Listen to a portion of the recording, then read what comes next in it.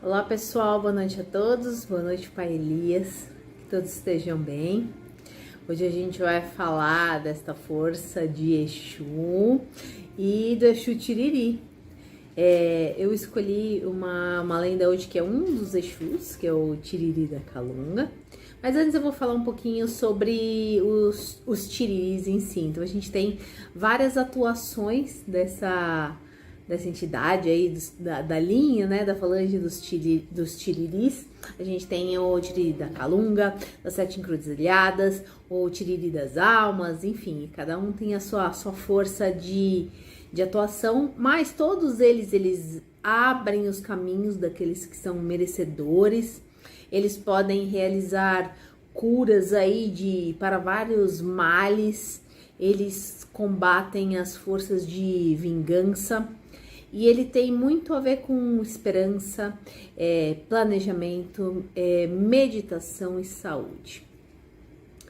Eles atuam como forma de quebrar, né? Eles quebram demandas, eles quebram as magias negras, eles devolvem também, né? Aquilo que às vezes o pessoal joga, ele vai lá e atua na defesa e manda de volta. Então ele é conhecido como retornador também. E eles são grandes especialistas, então, nas quebras de demanda de magias. E quando ele se apresenta, quer dizer que já foi liberada pela lei maior o fim de alguma ação negativa. E eu vou falar hoje, então, a nossa história de hoje é Exu Tiriri da Calunga. Ele era conhecido como Bartolomeu. Passou na Terra por volta do século XIV, na França. E aos seus 17 anos ele se mudou para Lisboa, em Portugal. E por que ele se mudou?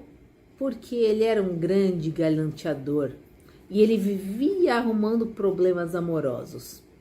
Ele era muito conquistador e ele morava num pequeno vilarejo e deu problema lá. Então, ele fugiu para Lisboa, lá em Portugal. E ele foi trabalhar no Cais do Porto. E lá ele conheceu uma bela dona que era conhecida como Dona Beatriz, a filha do rei. E boa coisa não deu, né? A filha do rei, Fernando I, acabou se apaixonando por Bartolomeu. E diz a lenda que depois da encrenca, o rei aprisionou Bartolomeu e ele ficou prisioneiro por 2 anos numa torre. Mais esperto que só, conseguiu fugir e ele viveu então por mais 4 anos. Só mais 4 anos, porque ele, galanteador novamente, foi lá e arrumou encrenca, conquistou uma mulher casada, o seu marido descobriu e foi com uma facada, aliás, 2 facadas nas costas e matou Bartolomeu. Chegando no plano espiritual, Bartolomeu então foi recebido pelo Exu Tiriri, que o convida para entrar na sua linha de trabalho. E com isso, Bartolomeu, aí então Tiriri também, ele vinha para a Terra ajudar os encarnados, principalmente nas questões de relacionamento, o qual ele era um total dominador. Seu Tiriri é considerado então um Exu rebelde, bastante sedutor. Ele chama a atenção de mulheres, de homens e hipnotiza as pessoas. E ele tem grande força. Ele despacha, trabalha nas encruzilhadas, nas matas, nos rios, nos cemitérios. E ele tem como característica física grandes traços orientais. Ele anda de preto, com um gato preto ou siamês ao lado, tem cabelos lisos como de japonês e preso, com rabo de cavalo. Tem uma capa preta e vermelha, usa bengala e sempre tem um bastão em sua mão. Tiriri é considerado o senhor da vidência, ou aquele que vê mais além. E é por isso que ele é muito evocado em casos relacionados com adivinhação através dos búzios. E essa foi a história do seu Tiriri da Calunga. Mais um pouquinho aí de conhecimento pra gente e que a gente possa realmente usar essas forças desses grandes e importantíssimos Exus para fazer as grandes limpezas e eles estão ao nosso lado sempre.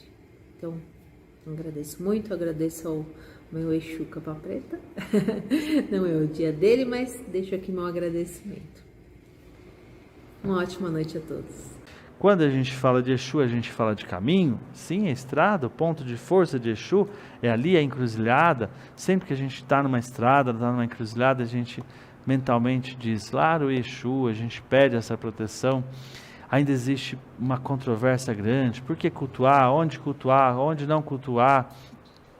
É uma entidade que movimenta, ela é do caminho, então ela movimenta. Falou de Exu é movimento, falou de Exu é ação, falou de Exu faz a coisa emergir. Mas a gente precisa entender que eles trabalham no nosso padrão vibratório. Na medida que a gente está vibrando, eles vão trabalhando. Eles é a nossa vivência. Então são espíritos que escolheram estar para a gente, mas que estão muito próximos dessa energia da Terra. Qualquer médium em desenvolvimento, qualquer médium sensível, às vezes, ele bebeu e recebeu Exu. Ele foi numa festa e tomou uma bebida e recebeu Exu. Estava num lugar, recebeu Pombogira. A culpa não é do Exu, a culpa não é da Pombogira. Certamente essa pessoa já tem esse dom, já tem essa faculdade mediúnica e alguma coisa ativou, abriu esse canal. É preciso equilibrar, é preciso estudar, é preciso buscar o amparo de alguém que tem conhecimento. Aí onde a gente fala, é preciso se doutrinar, entender o fundamento. Mas não necessariamente são espíritos que vêm para prejudicar, vêm para te atrapalhar. São espíritos que vêm para te manifestar. Cuidado por onde você anda, o que você tem feito. E não necessariamente ele bebeu, ele fez isso, fez aquilo e recebeu Exu. Ele abriu a faculdade que já existe desde quando nasceu. Todos nós temos esse dom da mediunidade. Como a gente a desenvolve, como a gente trabalha, como você facilita a tua intuição, como você facilita a tua percepção para receber as coisas. É sempre importante a gente lembrar que Exu usa assim a capa preta, mas não para assustar. Exu usa assim a bengala, Exu vem com esse arquétipo que a gente conhece nos terreiros, as imagens de Exu. Hoje a gente tem aqui uma imagem do seu Tiriri, e as pessoas logo têm sempre um medo, assusta com a imagem. São arquétipos que a gente foi buscando, foi se aproximando para a gente buscar essas energias. Essas imagens, muitas das vezes, não necessariamente ela vem para nos assustar. Esse medo que a gente tem da imagem é o medo nosso. A imagem retrata aquilo que Exu quer nos ensinar. Onde está a nossa sombra? No entanto, é a nossa força. E aí tem um ledo engano achar que a gente vai vencer pelo medo do outro, colocando medo, aplicando a nossa força. E muito dessas imagens é que há muito tempo atrás e até hoje o mais forte quer sobressair sobre o mais fraco. Então, quando eu coloco uma imagem de algo assustador, eu tenho mais força, o meu Exu é isso, o meu Exu é aquilo. Olha, você vê, o meu Exu é caveira, é só osso, o meu Exu é uma capa preta, você não vê nada embaixo da capa preta. Tudo isso são arquétipos que nós, homens, fomos criando, porque na verdade a gente tinha vontade de mostrar o nosso poder. E aí meu Exu vem com uma bengala enorme, com uma espada enorme, a espada que qualquer espírito de luz traz, e Exu é um espírito de luz, e se você ainda não assim compreende, eu te convido a estudar mais sobre Exu. Qualquer espírito de luz, a espada maior dele é a caridade, são as ações. Uma entidade na Terra, para manifestar, basta você observar as ações, os pedidos que ela traz, as mensagens que ela traz, as orientações. Mas Elias, por que Exu então pede que eu vou no cemitério oferecer algo? O que há de sombrio em mim? O que há de escuro ainda em mim? O que eu tenho que trabalhar? Onde está? Quem é que está no cemitério? São os ossos dos meus antepassados? Quem é que está lá no Calunga? A nossa herança passada, aquilo que nós vamos nos tornar amanhã. Nós somos pó e nós vamos voltar para o pó. Quando eu vou no cemitério, eu vou ao encontro de mim. Eu vou ao encontro daquilo que eu temo ainda, daquilo que eu não compreendo. Ou qual de nós falamos sabiamente, assim, abertamente no nosso jantar, no nosso almoço, sobre o dia do nosso velório? Poucas pessoas falam sobre isso, poucas pessoas falam sobre o dia da sua passagem, como comenta sobre isso, sobre a morte. Exu vem nos ensinar que nós somos vidas, nós somos continuação. Ali é um ledo engano achar que só tem espíritos trevosos. Já todo o plano espiritual, e basta você buscar inúmeras literaturas ensinando quantos espíritos de luz trabalham no Calunga. Existem algumas pessoas que sentem uma paz tranquila no cemitério. Eu não estou recomendando ninguém ir para o cemitério. A gente vai nos momentos que a gente precisa e que a gente vai. Ali é um lugar onde tem espíritos amparadores. E aí eu vou continuar falando isso, algumas pessoas podem questionar. Nas portas do terreiro, nas portas das igrejas, é onde tem muitos espíritos sofredores. Por isso que as entidades falam, filho, não fica no corredor, não fica na porta, não fica na entrada. Quem é que vai na igreja? Quem precisa de ajuda, e aqueles que estão ali amparando, aqueles que estão trabalhando. Quem é que está no cemitério? Aquele que já fez a sua passagem, e aquele que está ali para assistir os que fizeram as passagens. Então são espíritos de luz na linha de Obaluaê, na linha de Nanã, na linha dos orixás socorristas, na linha dos benfeitores que vão socorrer.